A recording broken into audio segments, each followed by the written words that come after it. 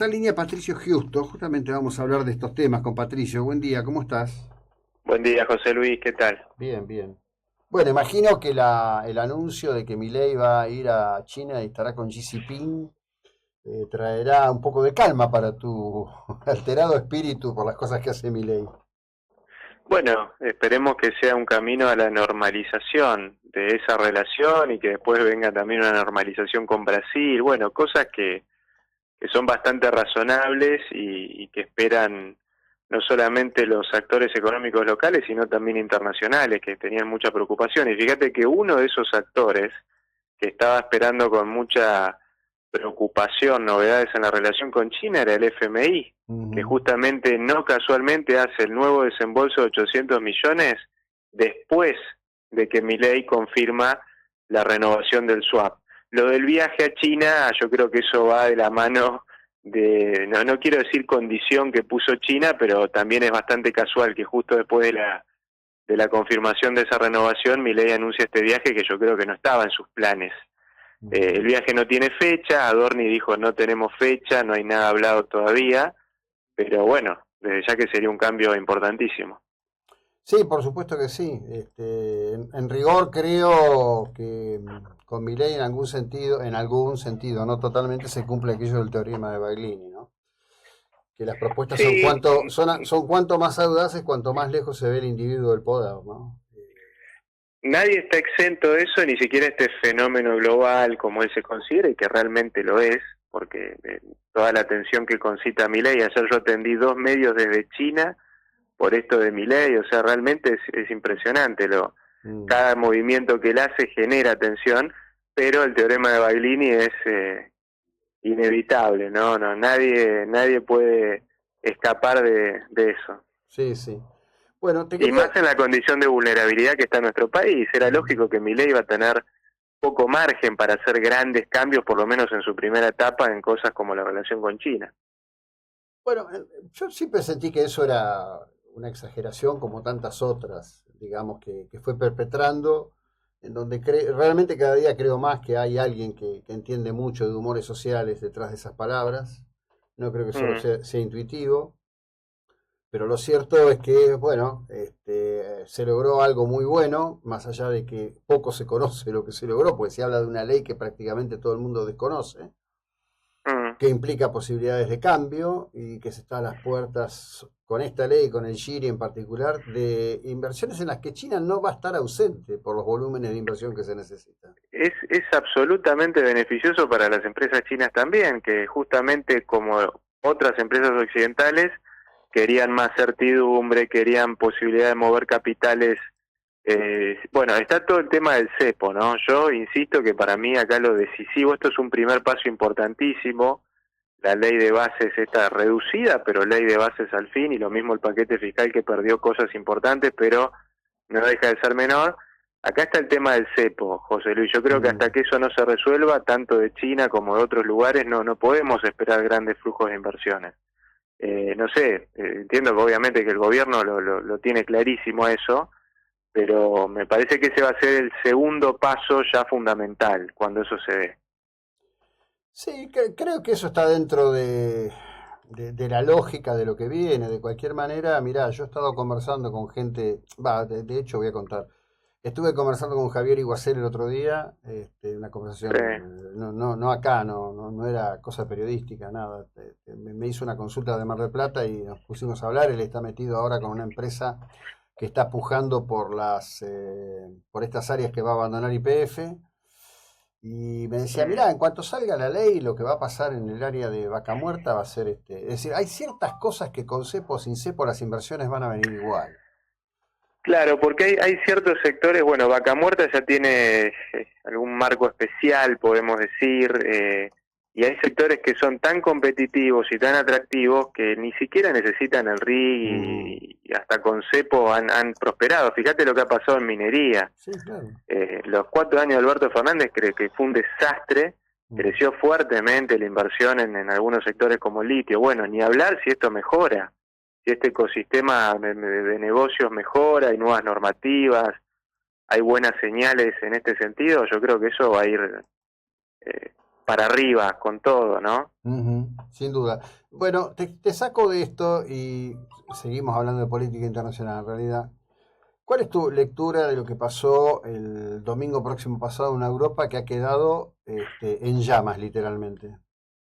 Sí, se ha exagerado mucho, propio del presidente Milei, justamente por razones lógicas, porque él adhiera a toda esa nueva ola Sí. de derecha que está francamente en ascenso en algunos lugares. Yo lo pondría digamos, pondría un paréntesis o un atenuante respecto a lo que pasó. No podemos generalizar. Yo creo que en algunos lugares sí fue lo de Alemania, que vos lo estabas mencionando antes de entrar en la conversación conmigo, que se haya convertido en la segunda fuerza, la AfD, una fuerza con varios de sus dirigentes que podemos decir abiertamente pronazis. Sí. Eso es un fenómeno muy importante que esté pasando en Alemania. La debacle de Macron, la debacle política de Macron y el ascenso de Le Pen, que no es lo mismo que AfD, eso también es muy importante. Ahora, cuando vos ves en términos generales cómo va a quedar la composición del Parlamento Europeo, es bastante parecida a la de 2019. Sí. Podemos decir que en general las fuerzas de centro sobrevivieron, que están más golpeadas y que los extremos crecieron, sí. Pero lo interesante va a ser en la próxima ver si esto es una tendencia que se consolida definitivamente, claro, o es una ola más, ¿viste? Esos vaivenes que ha tenido. Sí. Claramente, en algunos lugares, te repito, hay una tendencia clara y muy preocupante. Yo creo que Alemania hay que mirarlo con mucha preocupación a ese país, sobre todo siendo la principal economía de Europa. Me parece que es una alerta máxima. Y vos ves la foto de familia ayer del G7, sí, que también Milei le ha dado tanta importancia al G7. Probablemente en la foto de familia del año que viene la única que va a sobrevivir ahí es Meloni, si le va bien. El resto no van a estar, incluido Biden, probablemente no esté, el resto de esos líderes no van a estar. Así que se vienen grandes cambios de liderazgo ya de por sí, más allá de esta ola ideológica, en los principales países de las principales potencias europeas. Lo que ocurre es que ahí hay un dato, que algo dijo Macron hace un ratito sobre las cuestiones en cierre. Es decir, acá hablamos mucho de lo lejos que está la dirigencia de la sociedad. Lo que se ha alejado de la dirigencia europea de su propia sociedad es impresionante.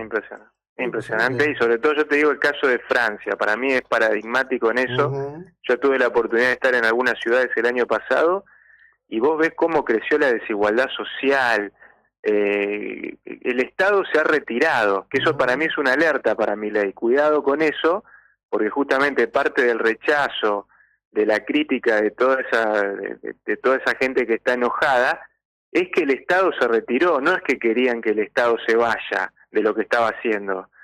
Así que hay que ver, obviamente que Europa es distinta a la realidad que estamos viendo nosotros de lo que nos pasó en los últimos años y Latinoamérica en general, pero es interesante como en Europa se da otra lógica, que la gente pide más presencia y mejores servicios del Estado. Es salud, educación básicamente, y digamos lo básico, y seguridad. Nada nuevo bajo el sol en ese sentido. Me parece que también hay enseñanzas para tomar, si Milei efectivamente quiere aprovechar este cambio que él está pudiendo producir ya desde lo electoral, y ahora veremos de la gestión, ¿no? Acá en Argentina. Sí, bueno, a ver, yo ahí lo que veo, sobre todo siguiendo y mirando redes, porque hoy el humor popular lo encontrás en las redes, ¿no? Cuando aprendés, sí, totalmente, lo encontrás. Por ejemplo, el otro día me llega una comunicación y veo que hay una campaña en toda Europa que se llama Picky Pocket, es carterista.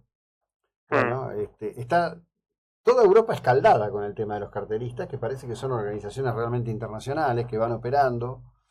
La confusión que hay en algunos lugares por el tema de lo que está pasando con los alquileres, donde está bien, por un lado el turismo es masivo, mucha gente puede viajar, pero por otro lado los fenómenos como Airbnb han hecho invivibles las grandes ciudades, ¿no? Sí.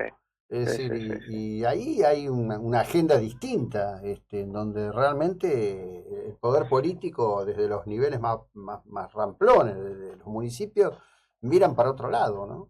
Fracasó, es un fracaso que genera que esto... ¿Cómo se explica que en Alemania dirigentes que abiertamente reivindican la CSS y otras atrocidades, digamos, sean la segunda fuerza? No hay otra explicación. No hay otra explicación que ese fracaso rotundo, que esa carencia de representatividad casi total en algunos sectores del país que puede permitir esto. Está todo el tema energético, cómo se encareció el costo de vida en lo energético en Europa, es una cosa que impactó, pero de manera impresionante, y estos movimientos lo han aprovechado eso. Cuidado, porque estos movimientos no vienen con la solución a eso, No, claro. Eso para mí es lo más preocupante. Vienen con un discurso extremista, radicalizado, de rechazo profundo a lo que Milei llamaría la casta acá, pero cuidado que uno no ve la hoja de ruta detrás de eso. Y en términos de la integración europea, ni hablar la preocupación que esto genera, porque lo que está en jaque de fondo es eso, es el proceso de integración que ya está complicado, que había tenido ese gran golpe del Brexit y siguió de alguna forma con un montón de otros problemas, la inmigración, otras cuestiones que no se están pudiendo resolver, y si ahora estos movimientos llegan al poder en países importantes, bueno, listo. Me parece que podemos ir preparando el acta de defunción de la Unión Europea tal como la conocemos. Sí, y bueno, yo creo que el tema es que hay un factor que no se comprende, que es que la Europa exitosa de los 70 años de paz, primer periodo de toda la historia del continente europeo en paz, siempre hay que recordar eso, me parece, ¿no? Es un continente que ha vivido en guerra y ha sido el escenario de las cuestiones más atroces que ha visto la humanidad en líneas generales. Terminó con la invasión rusa en Ucrania y frente a eso lo que hay es mucha ida y vuelta. Digo, yo veo, por ejemplo, la dirigencia de los países bálticos es la más lúcida de todas, en este sentido, de qué están enfrentando en mi lectura, ¿no? Le siguen los nórdicos, pero Alemania y Francia diletan, van de un lado para el otro todo el tiempo. No logran tener posiciones acordes con el desafío del momento. Pero vos fíjate que es un tema de liderazgo. Yo justo estaba repasando este libro fantástico de Kissinger, Liderazgo, justamente se llama, no sé si lo conocés. Sí, lo y el primer capítulo es Konrad Adenauer. Vos fíjate los líderes que hubo, la talla de esos líderes que hubo en esa etapa, pero cuidado que no hace mucho tiempo también tuvimos liderazgos realmente importantes, pero bueno, ahí yo vuelvo, al caso de Alemania. El tránsito entre Merkel y Scholz es un abismo, la verdad, más allá de la cuestión ideológica del partido que representa cada uno, y ahí hay un tema de liderazgo muy fuerte. Vos justamente destacás estos países bálticos que son muy pequeños, pero claramente ahí tenés otro tema de vuelta, líderes muy firmes, que digamos han garantizado una continuidad muy importante de las posiciones, de los intereses nacionales de esos países, y en otros tenés un terremoto político que no sabemos qué es lo que va a venir cuando estos líderes caigan, que es inminente su caída. Así que esa es un poco la situación. Me parece que vamos el tema del liderazgo acá en lo que está pasando es muy importante, ¿no? Sin duda. Como siempre, gracias por el tiempo y la ilustración, muy amable. Buena jornada. Muchas gracias, que sigas bien. Bien, Patricio Giusto, analista internacional, es la hora 8:46 en el territorio nacional de la República Argentina. Ya continuamos.